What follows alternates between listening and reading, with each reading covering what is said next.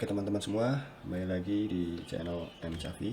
Kali ini kita akan membahas mengenai market entry, di mana market entry ini adalah salah satu cara bagi kita untuk melakukan eh, beberapa hal aktivitas di dalam market ya.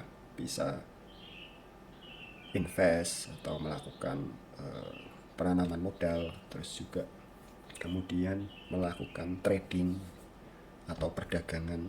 Perdagangan ada banyak, ada perdagangan berjangka, futures, atau perdagangan kripto, spot, dan lain sebagainya.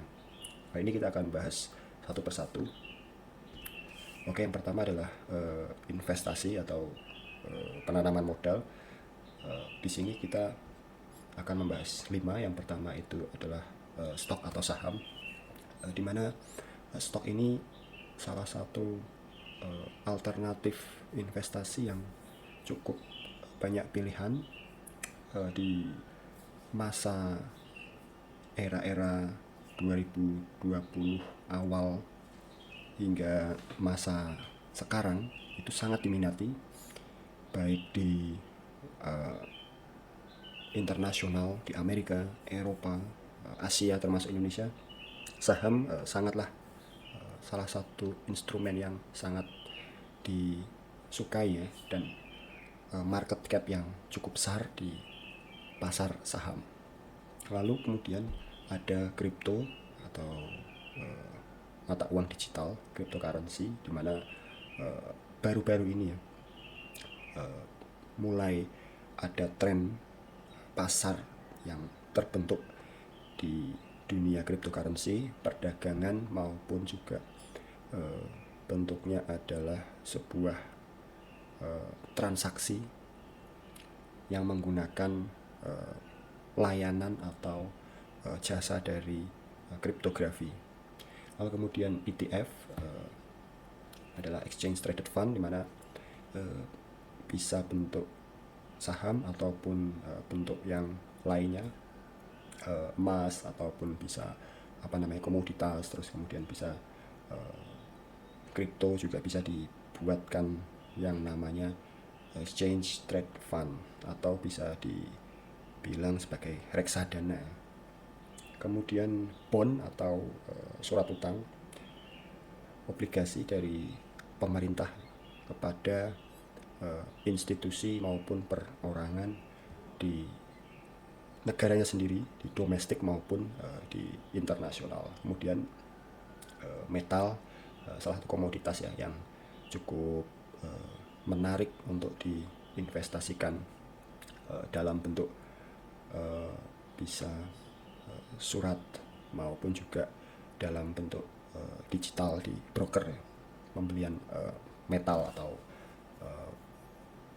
bahan pertambangan. Kemudian di selanjutnya adalah trading atau melakukan sebuah perdagangan jual dan beli. Kalau tadi investasi adalah ya sebetulnya hampir sama, jual beli juga, cuma jangka waktunya bisa dibilang lebih panjang, meskipun bisa juga jangka pendek ya, investasi jangka pendek, tetapi lebih kecenderungannya investor itu melakukan penanaman modal atau menabung dalam jangka waktu yang lama, bisa 5, 10, 20, 30 tahun. Lalu kemudian ada trading. Trading ini ada 3, yaitu futures, forex, dan juga stock ya. Futures bisa dibilang kontrak berjangka. Nah, itu juga bisa, forex juga bisa termasuk, atau mata uang juga bisa masuk perdagangan berjangka. Saham pun masih juga bisa masuk ke perdagangan berjangka. Tetapi ini ataupun juga kripto, tapi dipisah. Jika perdagangan itu adalah forex murni, foreign exchange murni, menggunakan currency mata uang yang asli, menggunakan cash ataupun dalam bentuk elektronik ya, uang elektronik, e-money, antara satu negara, mata uang satu negara dengan mata uang negara lain, ataupun dengan US dollar. Biasanya di pairing dengan US dollar.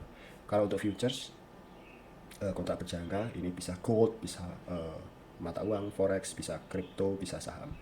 Lalu untuk stok atau saham sendiri juga bisa di tradingkan ya. Kalau tadi investasi itu bisa ada juga jangka pendek, jangka menengah, dan jangka panjang. Untuk trading sendiri di saham bisa dibilang sebagai investasi jangka pendek atau melakukan aktivitas jual dan beli secara intraday ataupun metode scalping ya. Lalu kemudian kita menginjak ke tren ya, atau bisa dibilang satu momen atau waktu di mana market ini bisa kita entry atau bisa kita lakukan aktivitas untuk membeli maupun menjual di saat-saat tertentu. Yaitu ada 3. Yang pertama adalah bullish atau tren di mana market itu cenderung naik ya. Kenaikannya bisa berkisar antara 0,1% hingga ratusan dan ribuan persen, atau puluhan hingga ratusan kali lipat dibanding dengan harga saat tertentu. Kemudian yang kedua adalah sideways. Sideways adalah tren di mana market aktivitasnya, volumenya rendah, sehingga baik penjual dan pembeli itu berada di titik tengah ya. Jadi bisa dibilang penjualnya misalkan 10, pembelinya juga ada 10. Jadi marketnya seimbang ya. Bisa dibilang juga konsolidasi. Ada juga yang bilang sebagai market yang ranging atau masih averaging, masih sideways dan lain sebagainya. Lalu yang terakhir adalah bearish. Bearish itu market yang aktivitas market yang cenderung menurun ya, atau penjual lebih dominan ya. Jadi kalau bullish itu pembeli yang dominan, sideways pembeli dan penjual itu seimbang atau balance, bearish ini seller lebih dominan. Lalu kemudian di dalam market entry kita bisa membandingkan level, yaitu level top, mid, dan juga bottom, yaitu atas, tengah, dan juga bawah. Ini maksudnya adalah level posisi kita saat melakukan entry di market ya. Apakah pada di harga pucuk atau top, apakah kita masuk posisi di harga yang tengah-tengah, range, kemudian kita membeli di harga paling bawah atau bottom. Ini sangat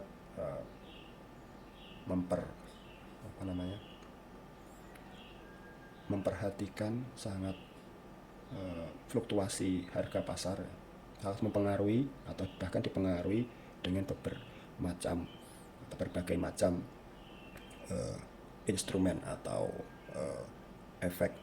Bisa itu news ataupun sentimen, atau juga bisa dibilang wave-nya, tren, terus kemudian juga dipengaruhi dengan kondisi-kondisi tertentu di suatu negara maupun di internasional.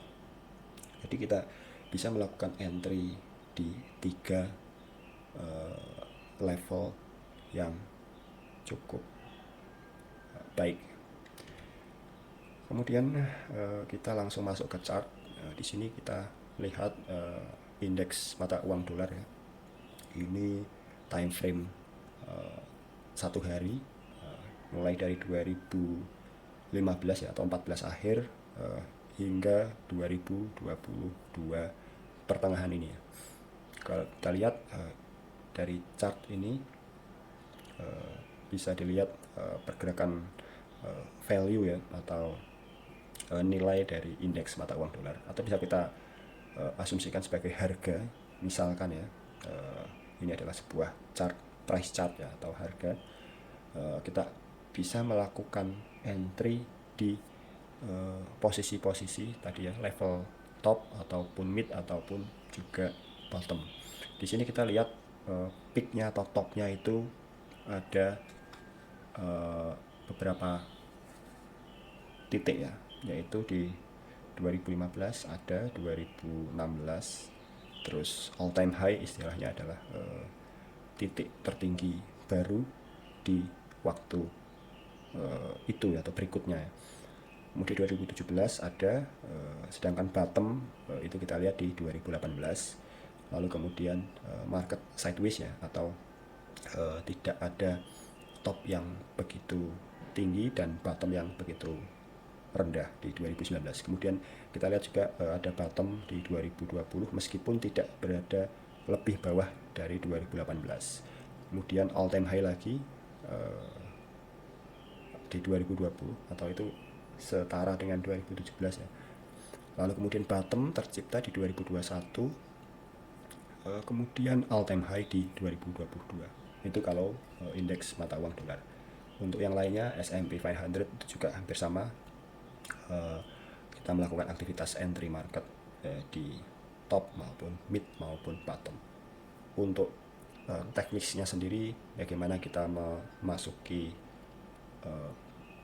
level top maupun mid atau bottom, itu bisa kita perkirakan menggunakan teknik-teknik analisa teknikal, analisa teknikal maupun fundamental maupun teknik-teknik lainnya ya. Nah, ini untuk cryptocurrency, Bitcoin ini juga harganya sangat volatil ya, atau perubahan harga dari 2017 atau 16 sampai ke 2022, volatilitasnya pergerakan harganya itu sangat-sangat gapnya besar sekali ya, dari sekitar di bawah 5.000 ya, 50.000 dolar hingga puncaknya di 65.000 lebih atau di bawah 70.000 dolar. Lalu kemudian mata uang euro pairing dengan US dollar ya, terjadi penurunan. Ini kita bisa analisis menggunakan tadi teknik teknik tertentu, maupun kita melakukan research atau riset penelitian terhadap sentimen ya.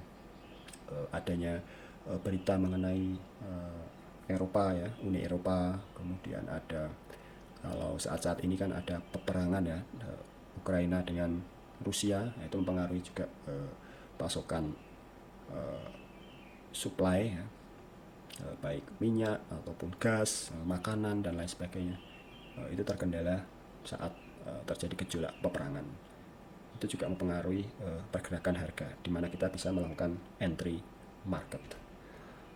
Terus kemudian obligasi pemerintah Amerika atau bond ya, ini juga fluktuasi harganya di tahun 2020 bottom dan 2022 tercipta top ya, ATH all time high. Terus juga emas juga sama, emas di sini kita lihat pergerakan harganya tidak begitu volatil sebesar Bitcoin ya.